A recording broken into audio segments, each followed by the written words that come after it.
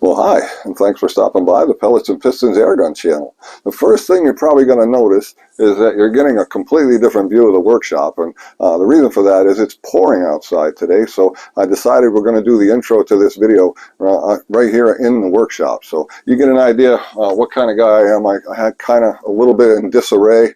I only clean my workshop out when it gets to the point that I can't work in it anymore. My wife is always on me, you should stay on top of it and it'll always be nice and neat, but I try and I try and I try and it just never happens that way. So at any rate, we're going to be working on a gun toe. The second thing you probably noticed right away was the big old bandage on my forehead. And before you even begin to wonder what's going on or start to worry, I just want to let you know that I release my videos long after the time that they're recorded. So you're seeing this months after I produced this video. I had a little skin cancer removed this morning. It's the first time. I've never had that before. I had some pre-cancerous stuff on my skin that they got rid of by freezing it, but this particular one came back positive, so they removed just a small piece. And they said, I'm all good, I'm good to go. Once a year checkup, back to normal, so no need to worry about that.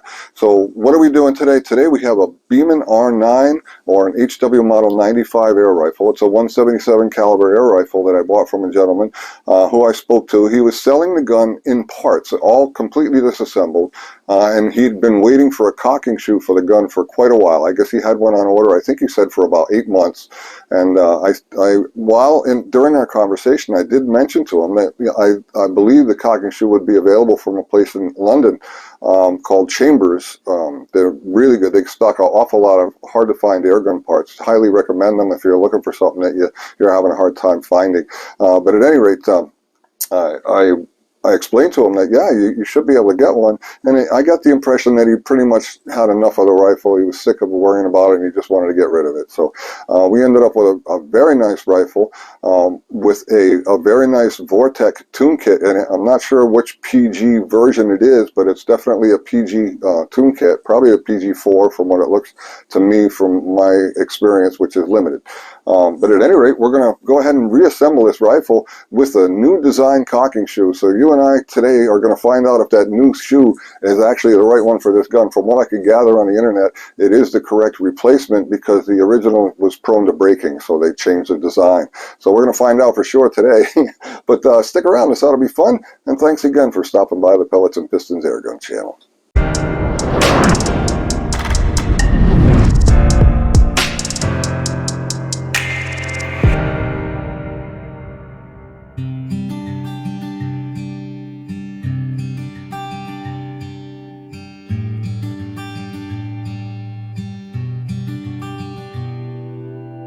Okay, so we're at the workbench with the HW95, or in this case, the Beeman R9 air rifle. Now, this is how I received the rifle, exactly like this, in these parts. It was packaged very well, very nicely. You can see, as we go along, you'll see the metal work on the gun is almost pristine. The stock has seen a little bit of use. It's got some bumps and some nicks here and there, but it's not in bad shape at all. Besides, I have that custom stock that we made for another HW95 rifle, which I bought brand new, and I have a brand new stock for an HW95. I assume this gun will fit into that stock, and I may just do that, and then I might sell this. I'm going to an airgun show in Baldwinsville, New York this weekend. For you guys, it's not this weekend. Today is July 23rd of 2024. So by the time you see this, that show will have long been over. But at any rate, I'll probably just take that up and sell it at the gun show. Anyway, so what we've got here is a very clean, very pristine HW model 95 or Beeman R9 air rifle. The gentleman who sold it to me sold it because the cocking shoe, this is the original shoe, and it's broken. Once that breaks, you can't cock the gun anymore, and you pretty much have a useless piece of steel on a wooden stock. So he ordered a new cocking shoe. He'd been waiting for quite a while. I think I already told you, about 8 months. Shoe finally didn't come in, so he gave up on the gun and he put it up for sale. We talked about it. At any rate, I ordered a new shoe about the same time I agreed to buy the rifle from him. And evidently, this is the new Viral replacement shoe for this one. This is all I've been able to determine on the internet, and I didn't really get a definitive yes, this is the case. So we're going to find out as we put this back together if this cocking shoe will actually work in this design. I really don't know what to expect, but at any rate, we're going to find out.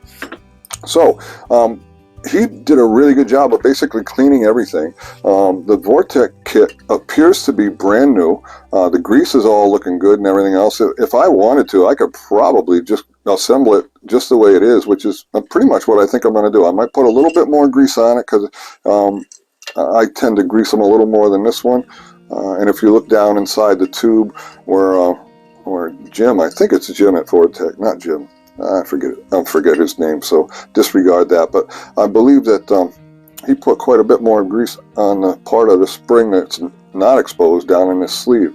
So at any rate, it looks good. It looks like this is going to be just fine. It's got a brand new piston seal. He put the old one in with the package. So we're going to do a try fit on that, make sure it's going to work. In fact, we can do that right now. Just make sure that, oh yeah, that's a nice fit. That's perfect. So good. This thing's going to go together pretty quick. We're just going to clean this tube out a little bit better than he did. But other than that, he did a wonderful job on this gun. It was in great shape, as you can see.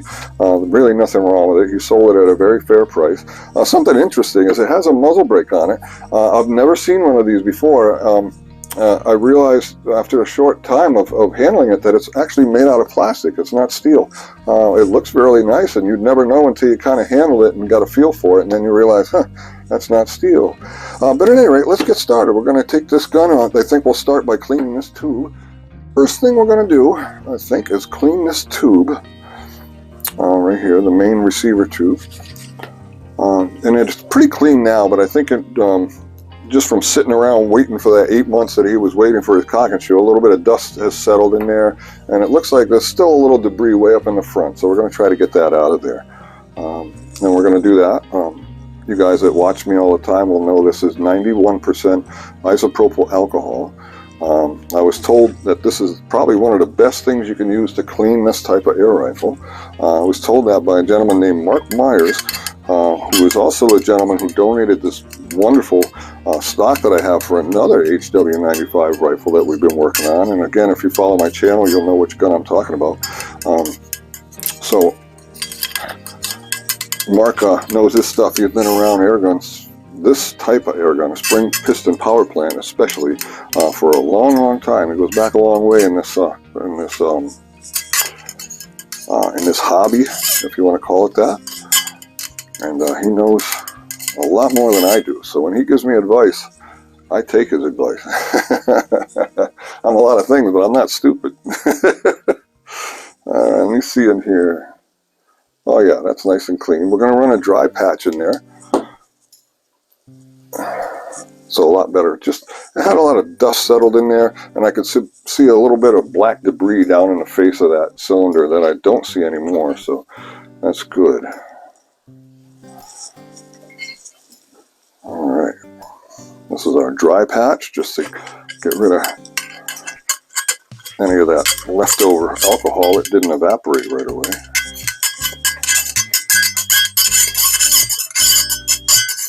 There we go. Alright, so that's clean.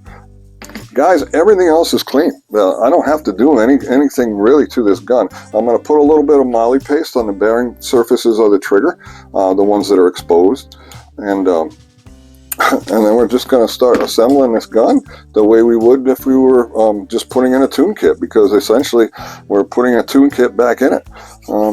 So yeah, let's get started. This ought to go pretty quick. Alright, so what do we got? We got the receiver ready to receive the power plant, which is the Vortex kit, high quality spring. I don't know if that's a Vortex seal or not, so I'm not going to give him credit for that, and I'm not going to take it away from him. It could be, I'm not familiar with that. But this is definitely a PG series kit. I think it's a PG4, but I'm not positive. At any rate, we're going to go ahead and install that. The first thing we'll do is put a lubrication on the piston seal. Actually, the first thing we'll do is put a little bit more grease, which the gentleman who sold me the rifle also supplied. This is grease that came with that kit. And we're just going to add a little bit more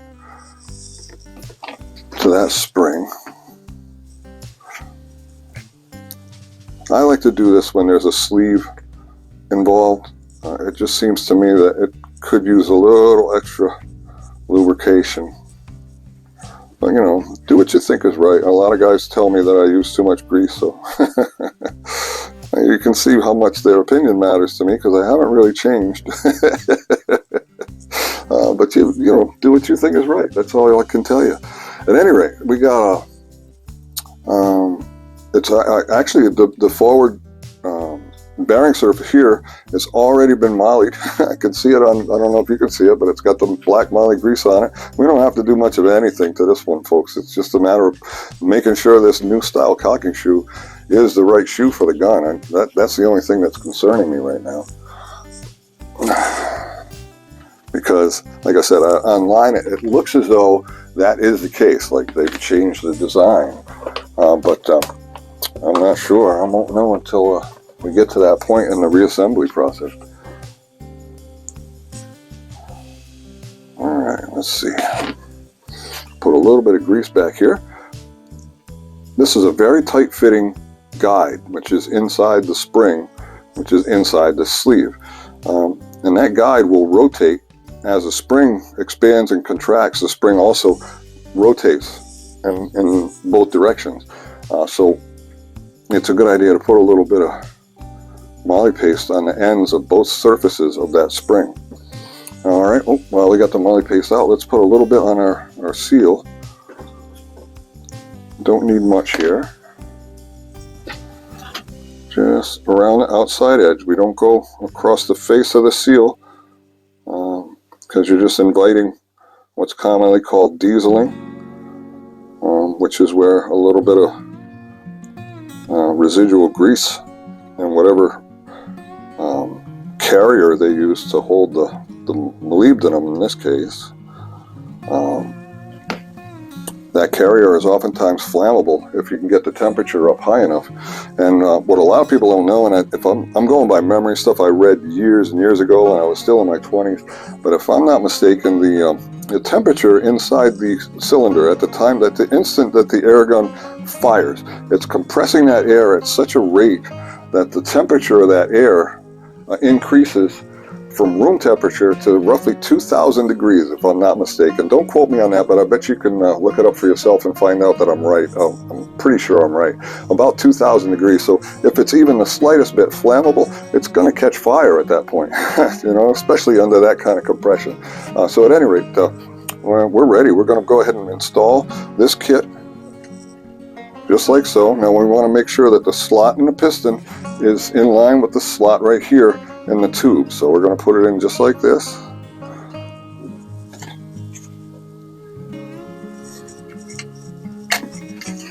Alright, you got to be careful that you don't tear the seal as you go past any sharp edges. A lot of guys will take the time, and I could do the same, I guess, but I haven't really ever done it, and they will polish or chamfer the edges of all of the little slots and so forth, so that as the piston seal goes by them, there's no risk that it'll be damaged.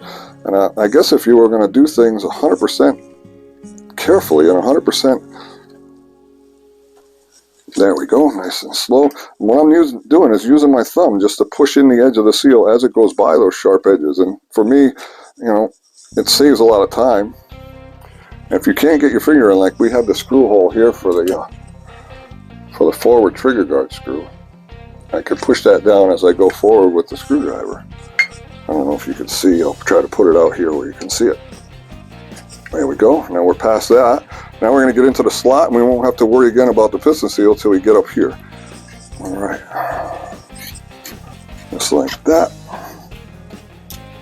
And we're going to push down again right here on the forward edge of the seal as we go through the end of this slot. There we go. Okay. Now I can see it's a little bit off center, so I'm going to go ahead and try to center that slot with the slot in the tube. I'm just going to do that with a screwdriver. There we go. I went too far, actually. Okay, there we go. All right. Now, I said we wouldn't know until we got a specific point in the reassembly process, and we're at that point already. So we're about to find out how well this new shoe fits in this gun. Let's see. All right. So this is our cocking shoe. Again, I'm going to drop it in, but I'm going to take it back out and I'm going to lube it. If it is in fact looking like it's the right one, and it does look like it, it's going to be a perfect fit. Look at this, folks. Look at that. It slides back and forth in there. Now, originally what's going on is this one here slid on a piston sleeve, which was inside the piston, wrapped around that spring, so it was resting on top of that sleeve. And I guess that's not as good of a system. This one here rides on the rail, basically, of the outside receiver tube, and it glides. It has a slot. I'll show you if I can get it back out. It might be easier to dump it out. Yep. All right, if you look carefully here, let me get up and I'll get it in front of the camera for you.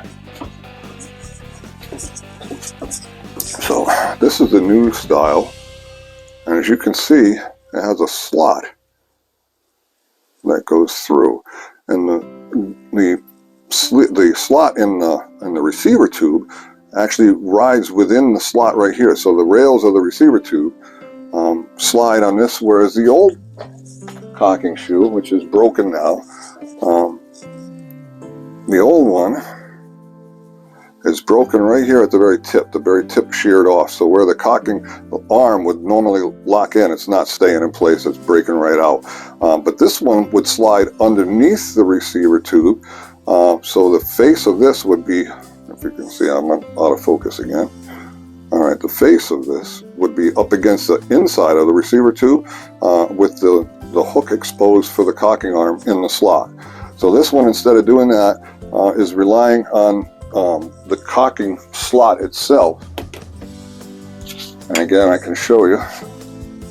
I'll put this up here for you. It'll drop in just like that. And then what it's doing is it's riding right on the outside rail rather than putting any tension against the spring or a sleeve that would be in there in the original design. So this is a PG4 kit, doesn't have the sleeve. It will by the time we compress it, but right now you can't see the sleeve because the rest of the kit is still sticking out of the back of the gun. So at any rate, we're going to take this out, we're going to lube it up, put it back in, we'll compress the gun, we'll put everything together, and we'll have ourselves a very nice HW95 or Beeman R9 rifle in this case. All right, let's get going.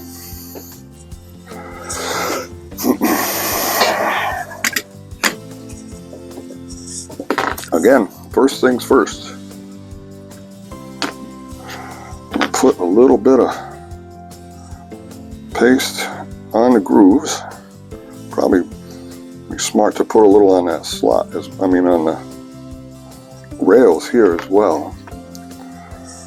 Right down either side, just like that.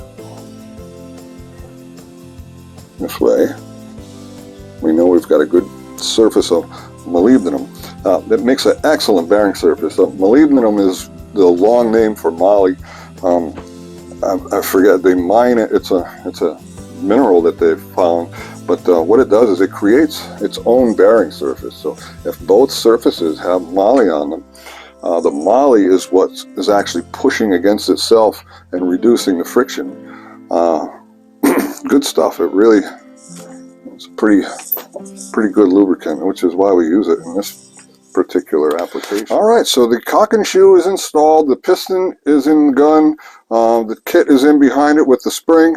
So now the only thing left to do, well, not the only thing left to do, but the next step is to go ahead and install this plug. Now before we do, we got to remember that the forward trigger guard screw screws into a little lug. This is a little nut, and it actually has a radius, if you can see. So you have to look at it to see that the top one edge of it has a curvature, and you want to place that in the end plug so that the curvature matches the plug itself. So that'll fit within the tube. It'll make sense when you're looking at it. But at any rate, you're just going to put that in like that. You got to remember to do that before you assemble the gun any further. Otherwise, you got to take it back apart to put that nut back in. So don't forget that. Again, we're going to go ahead and put this in. Now, the way this works is this plug goes in, and if you look very carefully, let me show you. And if you look here, I'll get you in focus.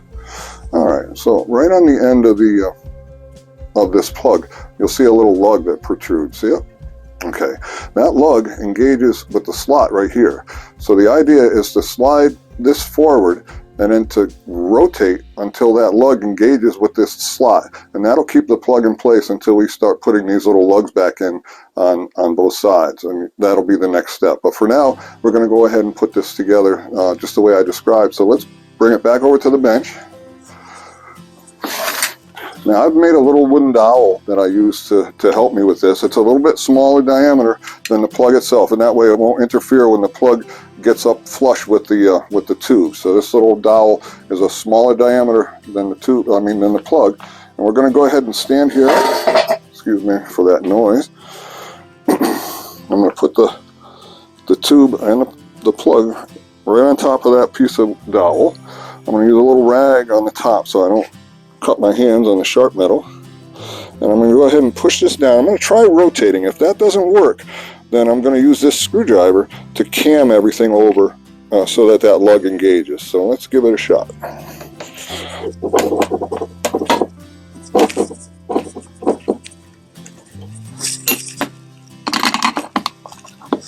There. I did have to use a screwdriver, and that took almost everything I had.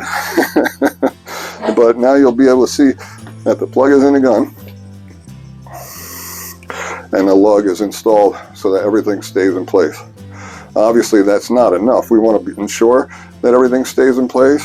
You ought to focus again. So now the next step is to install these little lugs, and I'll show you what one looks like. They're kind of cool. They can be a little bit fussy. They don't always want to go in just right, but this is one of them here. And you can see that it has a little radius, so it fits into the hole in the receiver with the pin facing down, and the pin engages with that little hole right there. See the pin on the bottom of this lug. All right, and they just go in like that. Sometimes you got to give them a little persuasion. Just tap them a little bit with a soft mallet, and then they should drop right in. All right, so we're going to go back to the bench and we'll get these installed.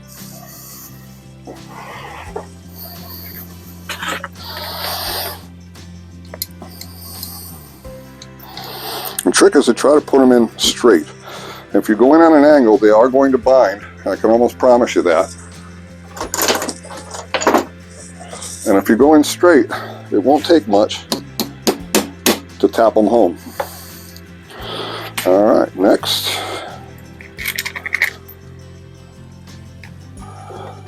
So this video was easy because we didn't have to do a disassembly video, because someone had already done that work for us. So this is just a reassembly video with the part that the gun needed. I kind of feel bad. I mean, I tried to explain to the gentleman that he could get his gun working again, but he didn't seem interested, so I guess he was done with it, and I'm just starting with it. Let's look at it that way. All right. There we go. Okay, so now the plugs are installed. Or one fell back out again. Okay, so those are all in place. Now the next thing is we're going to put the trigger group into the receiver. Now before we do that, you may remember on these Viral guns, it's important to always remember to put the safety in before you insert the trigger group. And the safety has a little spring. You don't want to lose that spring. That goes over the narrow side of the safety, and the narrow side goes in from the left to the right, like so. And then as you insert this trigger group, we said we were going to grease that and we didn't do it. So let's set that down for a second. Get that moly paste back over here. And the trigger has a few places that are exposed that you can actually get to. Let me show you. Right here on the rear of the trigger is a little hook, if you see, and that hook engages with this lever when the rifle's cocked. This lever comes down and this hook comes over the top and holds it in place. So what we're going to do is grease it right in that little slot right there. You don't need much. We'll take the bulk of that back off. Hopefully we got a little bit down in the little hook itself. I'm going to put a little more on top of that that lever, and that lever is the main hook which engages with the hook on the piston rod as it comes back under spring tension. This is what's holding that gun cocked right here. So we'll put a little bit there too, so that bearing surface has some grease to ride on. All right, so that's all I'm going to do to that, and now we're going to go back and put it in the gun. Okay, again, we have the safety ready to go. I'm going to go ahead and depress the safety.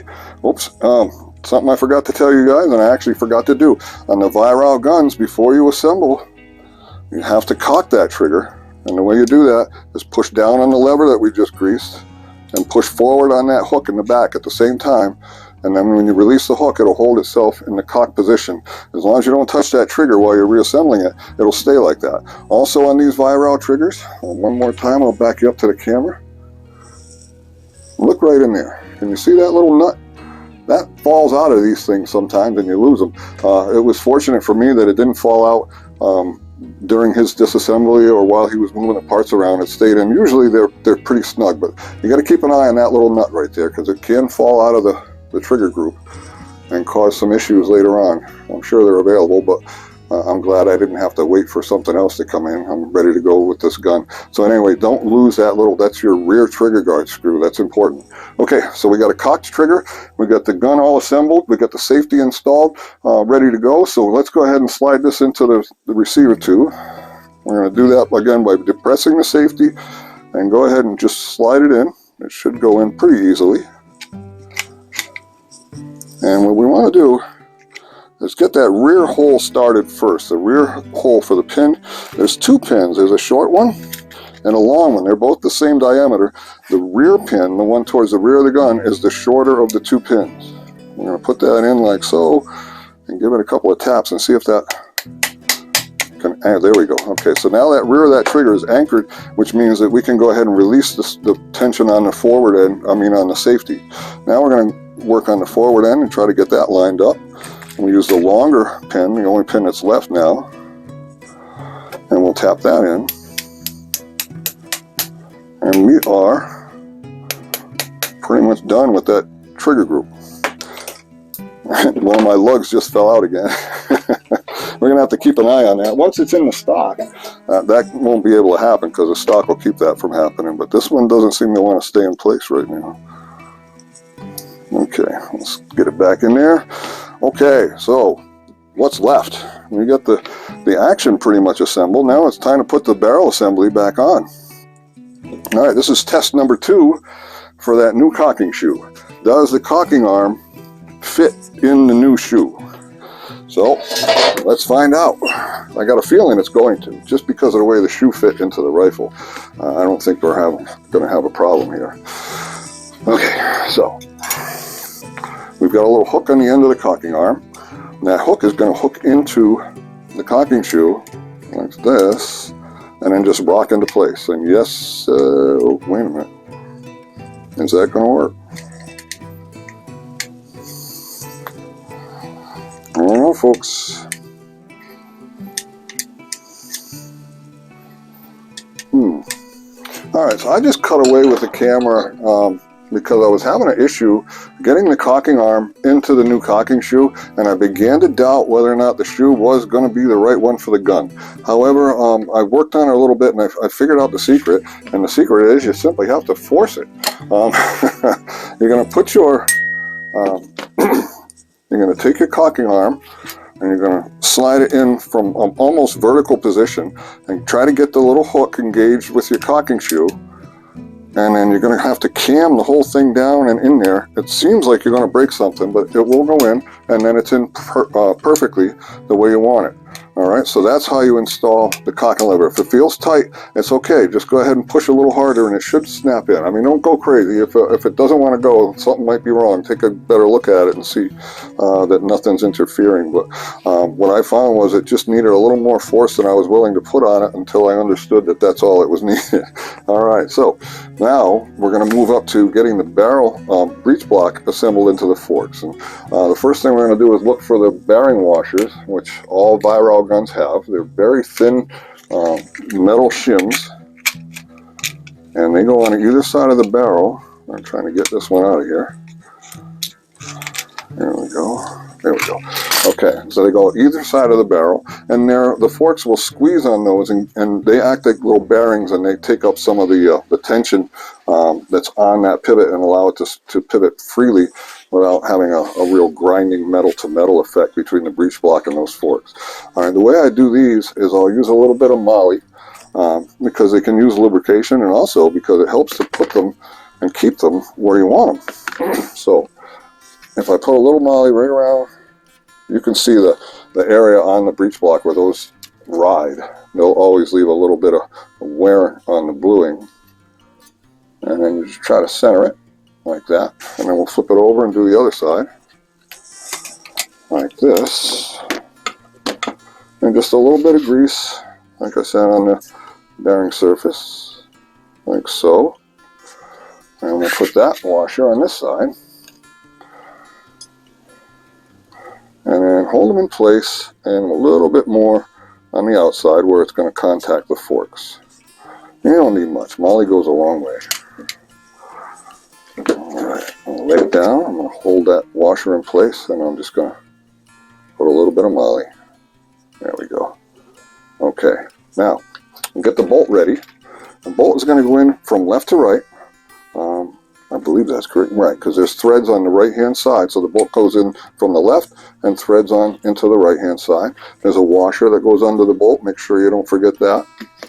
Okay, so now I'm going to take the barrel breech block assembly. I'm going to hold those washers in place as I try to line up that hole. This is going to be a little finicky, but it's not bad. It usually goes together in relatively short order. Alright, so here we are, just trying to line up everything.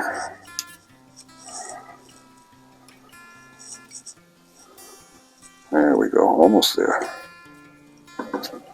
Almost there. Now I can, at this point, a lot of times I'll use a small screwdriver or maybe a tapered punch and just help myself get lined up. Take your time, there's no rush. Those washers, they're not going to want to do the job for you. They're not going to want to stay in place, so you're going to have to mess with those a little bit. Now there's a little extra tension. This is not typical. I guess because of the Vortex kit, the piston seems like it's come more forward, or maybe this new cocking shoe sits further back, but I'm having a problem getting this lined up. It looks like I'm going to have to compress the spring a little bit by putting some force on the cocking shoe to get this pin to go in, which is very unusual. I've never had to deal with this before. Alright, so the gun is officially uncocked, and so we can work on it safely now. So we've completely assembled the action, the barrel's back on, the tune kit's installed. We had that really weird circumstance. I'm blaming it on that new cocking shoe, and that is that when we tried to put the barrel back on, I could not get the cocking lever to push rearward enough to line up the hole. I literally put a pin through the hole, cocked the rifle, and then I went ahead and installed the barrel pin, the hinge pin, because there was no more tension on the bolt, so I could on the hole, so I could get it to line up. At any rate, I think you understand what I'm talking about. We did that off camera because it was kind of a hack job. Alright, but at any rate, we got it going, and while we were doing all that, every single one of these little lugs fell out, so we're going to get them all back in there. Don't forget that main lug that we installed first, the one that cams into the side of the receiver tube. That one can't really come out once the trigger group is in the gun, so no issues there. Again, try to get these straight when you put them in. They will try to rock off to one side. Don't let them do that. Just put them in nice and straight, and they should drop into place 9 times out of 10. Alright folks, now I've got that HW95 stock. It's a brand new stock, and rather than put it back in this old beat up one, I'm going to go get that, and I'm going to drop it in that and see if the screw holes line up. I got a feeling they should. I don't think they've changed too much on these rifles over the years, so let's find out. So let me go get that stock. Alright, here she is. This one's a little nicer. It's got the checkering on it. It's the deluxe. It's still a beach stock, but it's covered in dust from hanging on the wall for the last year or so.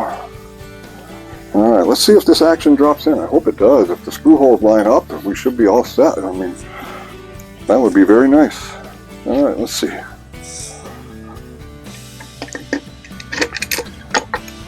Well, it drops in good. The bolt lines up here. And it looks like the fore-end screws are going to be fine. The trigger guard screws pretty much have to line up. I don't see how that could not happen. All right, let's do that then. This is looking nice. Okay, trigger guard. There's a bigger screw and a smaller screw. The smaller screw goes to the rear. You can see the difference when you look at the trigger guard. There's a good sized bolt that drops into the forward end of the trigger guard. And then there's a smaller screw that drops into the rear one, this little pan head screw.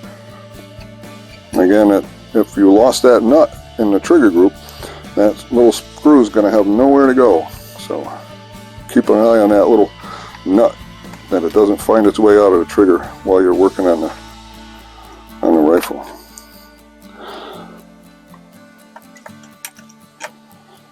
My screwdriver's magnetic. It's picking up the screw every time I try to get in the slot.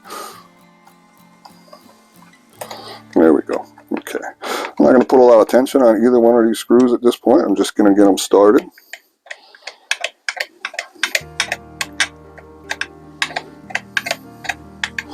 Alright, move on to the fore end. Now on the fore end, there are little flat washers and then star washers. The flat washer goes in first, and I appear to be missing one, but that's a shame. Flat washer, and then the star washer and the screw. Hopefully the screw will be long enough. Yes, it's engaging. Okay. She's starting to look good. This is going to be a really nice rifle. Very, very nice. Alright, that little washer, I mean, it's nice to have because what it does is it keeps the screw and that star washer from compressing the wood too much. And that means that we're going to have to just be a little more careful about how much tension we put on the fore end screw until I get a new washer. This screw isn't lining up today. Let's see what the issue is. Looks like we gotta come a little, there we go. It just wasn't all the way in the stock.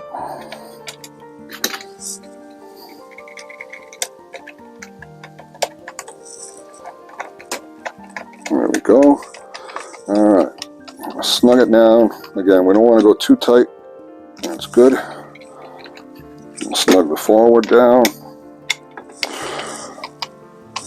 Like there. And then we're going to go to the forward trigger guard screw. Make sure you don't tighten the rearward one down too far until you've got the forward one tightened, or you can kind of move everything in a position that you don't want it. You could put a lot of stress on that rear screw. The forward one should be snug before you snug the rearward one down. Alright. Alright, so folks, guess what? We have ourselves a HW95 / Beeman R9 air rifle and a newer custom style stock. There she is. We'll take it outside and we'll do some work with it when the weather is a little nicer, and we'll finish up this video outside. But for now, we're going to cut away, and I'll meet you back outside at the bench when it's not so rainy out.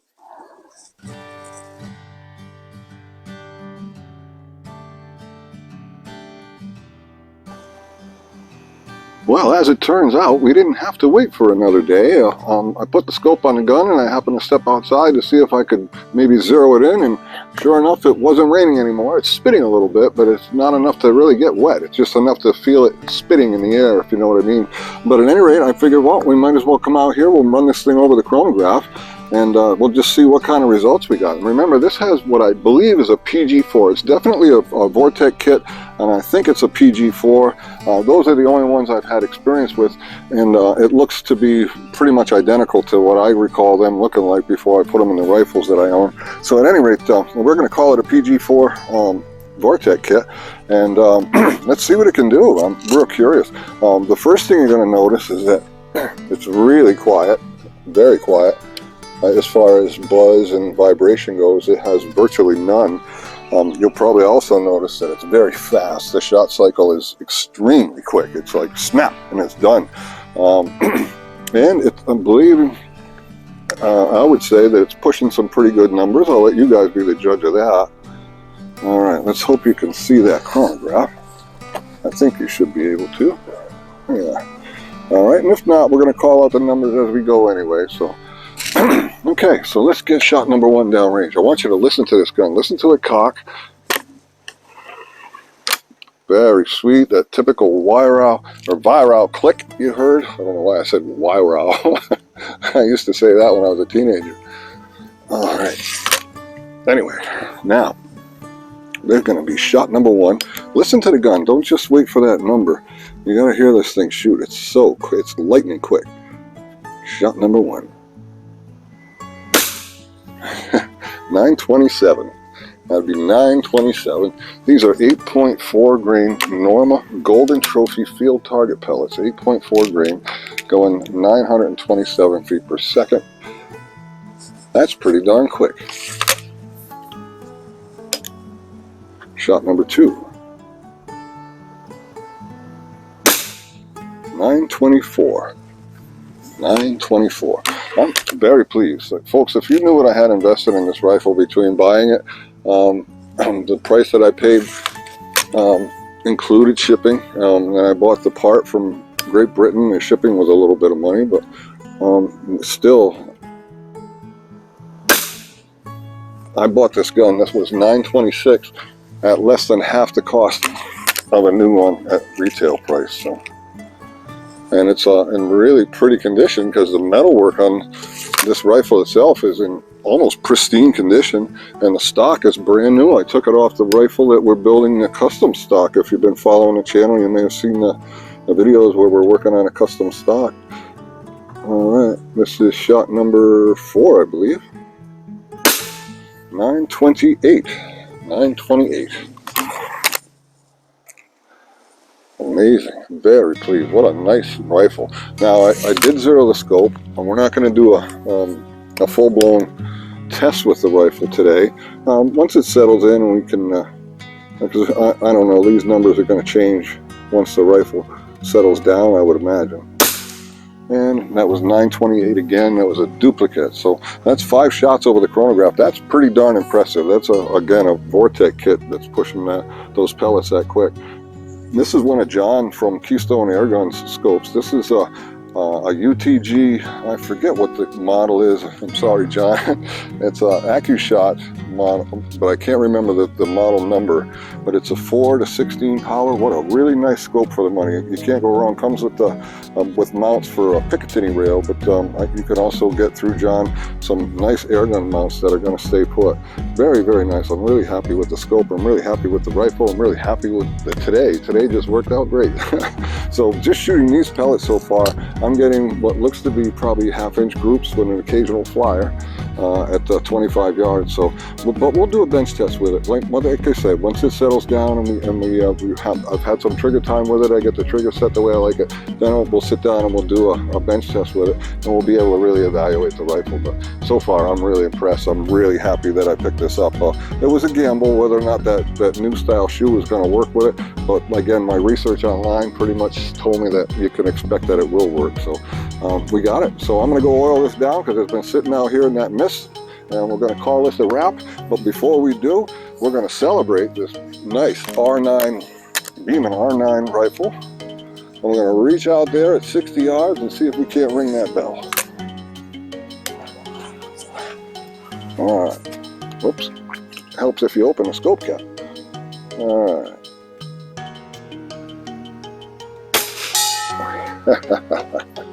Shot number 1. We'll do 3 shots down there and ring that thing 3 times.